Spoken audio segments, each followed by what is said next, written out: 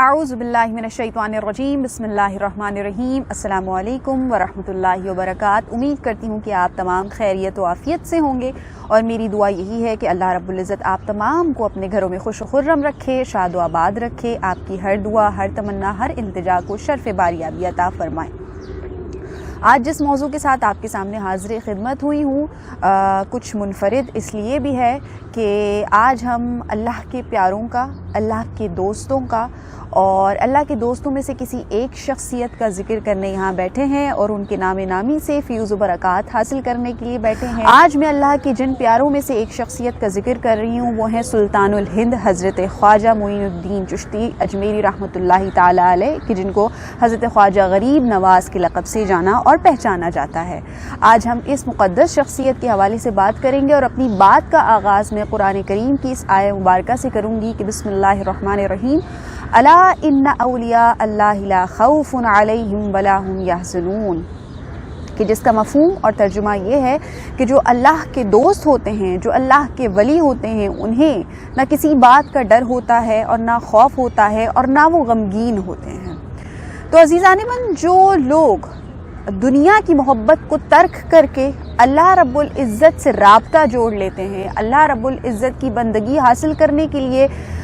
اس کا قرب پانے کے لیے اللہ رب العزت کے بتائے ہوئے طریقے پر لگ جاتے ہیں، راضی برضا رہنے کی کوشش کرتے ہیں، اور اپنی تمام عمر اللہ رب العزت کا ذکر، رسول اللہ صلی اللہ علیہ وآلہ وسلم کی محبت میں گزار دیتے ہیں اور خدمت خلق میں گزار دیتے ہیں، تو ان کا انعام اور اکرام اللہ رب العزت قرآن کے احکامات کے مطابق اس طرح عطا فرماتا ہے کہ پھر نہ انہیں کوئی غم ہوتا ہے، نہ وہ کسی تکلیف میں ہوتے ہیں، نہ وہ خوف میں ہوتے ہیں، بلکہ جتنی زندگی انہوں نے اللہ کو پکارا ہوتا ہے، اللہ کے دین کی تعلیمات دی ہوتی ہیں، رسول اللہ صلی اللہ علیہ وآلہ وسلم سے محبت کا درس دیا ہوتا ہے، اللہ کے بندوں کے کام آئے ہوتے ہیں، تو اس کے بعد جب وہ اس دنیا سے چلے بھی جاتے ہیں، رخصت بھی ہو جاتے ہیں، تو اللہ رب العزت خلق خدا میں ان کا نام عام کر دیتا ہے، لوگوں کے دلوں میں ان کی محبت کو پنہا کر دیتا ہے، پھر وہ اس دنیا میں رہیں یا اس دنیا سے رخصت ہو جائیں، اپنے خالق حقیقی سے جا ملے، تب بھی ساری دنیا ان کو یاد کرتی رہتی ہے۔ ساری دنیا آج اگر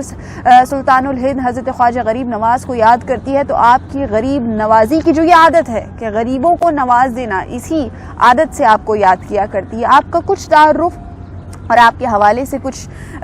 یادیں تازہ کر لیتے ہیں آپ کی سوانح حیات کے حوالے سے، کہ ہم رجب المرجب کی 6 تاریخ کو چھٹی شریف سے منسوب کر کے حضرت خواجہ سلطان الہند کا عرس بھی مناتے ہیں، اور یہ بات ہم جانتے بھی ہیں کہ آپ اسی ماہ مبارک میں پیدا بھی ہوئے، اور بتایا یہ جاتا ہے، تاریخ ہمیں یہ بتاتی ہے کہ بہت ہی ادبی، بہت ہی عبادت گزار، نفاست پسند گھرانے میں آپ پیدا ہوئے ہیں، اور آپ کا یہ اعزاز بھی ہے، اللہ رب العزت نے اس انعام و اکرام سے بھی آپ کو نوازا ہے کہ والد محترم کے حوالے سے آپ حسینی سید اور والدہ ماجدہ کے حوالے سے آپ حسنی سید بھی ہیں، تو یعنی کہ آپ مادر پدر سید ہیں، اور آپ دونوں والدین کے حوالے سے سیدوں کے گھرانے سے تعلق رکھتے ہیں۔ سب سے پہلے تو یہ سند، اس کے بعد بتایا یہ جاتا ہے، تاریخی ہمیں بتاتی ہے کہ 15 سال سے ہی کم عمری میں آپ کے والد ماجد کا انتقال ہو گیا، اور جو ترکہ انہوں نے چھوڑا، جو وراثت آپ کو ملی، اس میں ایک باغ تھا کہ جس کی آپ دیکھ بھال کیا کرتے تھے، اسی سے آپ کی گزر بسر ہوا کرتی تھی۔ اور پھر ہمیں یہ بھی بتایا جاتا ہے تاریخ میں کہ والد صاحب کی گزر جانے کے کم و بیش 2 سال کے عرصے میں ہی آپ کی والدہ ماجدہ بھی اس دنیا سے رخصت ہو جاتی ہیں، یعنی کہ ابھی کم عمری ہے، لیکن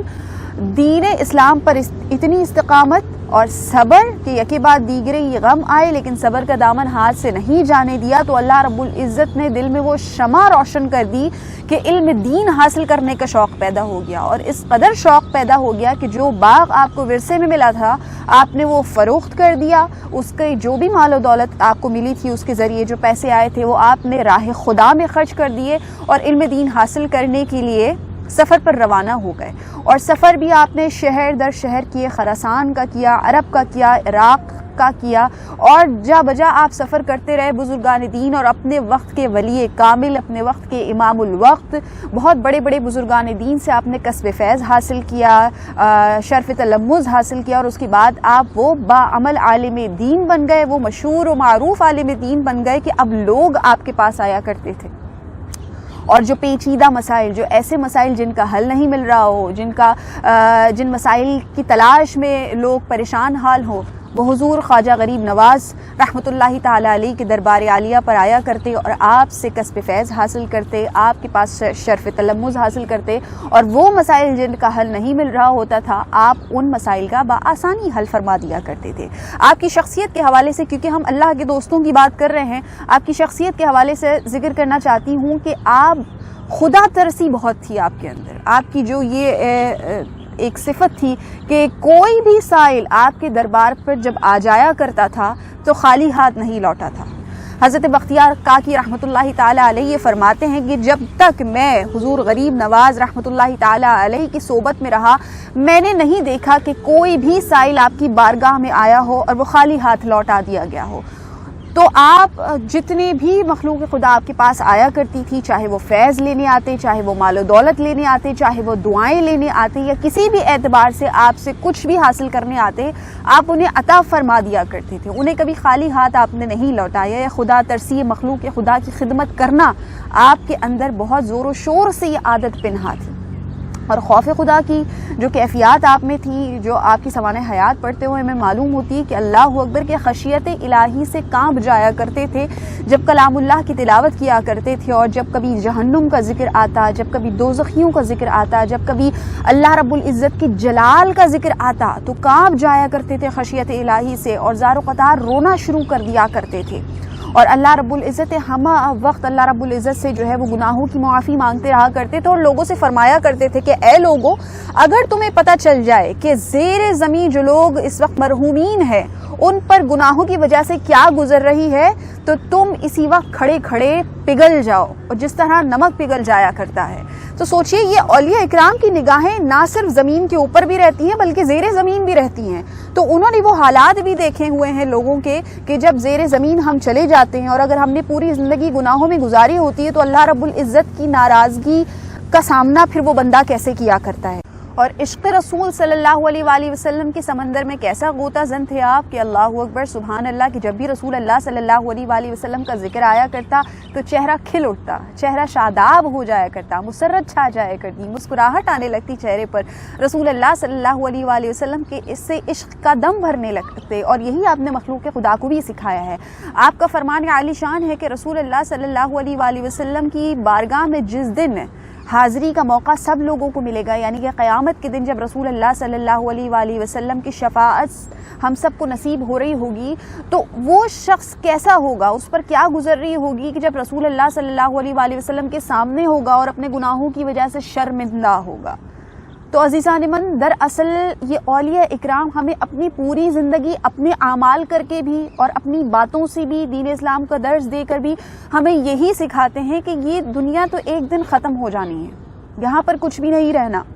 ہر چیز فانی ہے اور ایک دن ختم ہو جانی ہے۔ اصلی جو باقی زندگی رہنی ہے، جو زندگی کی بقا ہے، جو ہمیں ملنا ہے، وہ یہ ہے کہ آج اس دنیا میں رہتے ہوئے ہم نیک اعمال کتنے کر رہے ہیں، انہی کی جزا ہمیں کل اس جہاں میں ملے گی۔ تو اپنے رب سے اپنا تعلق مضبوط کیجئے، رسول اللہ صلی اللہ علیہ وآلہ وسلم سے محبت کرتے رہیے، آپ کی تعلیمات پر عمل کیجئے، اور اللہ کے راستے پر گامزن رہنے کا سب سے بہترین طریقہ یہی ہے کہ اللہ والوں کے دامنوں سے جڑ جائیے۔ جب ہم اللہ والوں کے دامنوں سے وابستہ ہو جاتے ہیں تو بہت ساری مشکلات ہماری خود بخود حل ہو جاتی ہیں، ان کی محبت کی وجہ سے اللہ رب العزت ہمیں بھی نواز دیا کرتا ہے۔ تو میری دعا یہی ہے کہ اللہ رب العزت اپنے پیاروں کے دامنوں سے وابستہ رکھے، ہمیشہ فیضیاب ہونے کی سعادت عطا فرمائے، اور حضور